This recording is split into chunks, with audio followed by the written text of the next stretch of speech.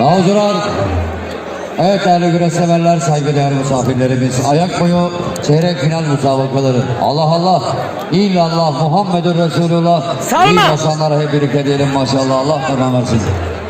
Deste küçük, deste orta, deste büyük boyunda. Eşleriyle pehlivanlar satılmak üzere er meydanı piyalenizde alınız. Evet, şu anda er meydanımıza Manisa Gençlik ve Spor İl Müdürümüz Sayın Yunus Öztürk şeref verdiler. Kendilerine hoş geldiniz der, saygılar sunarız.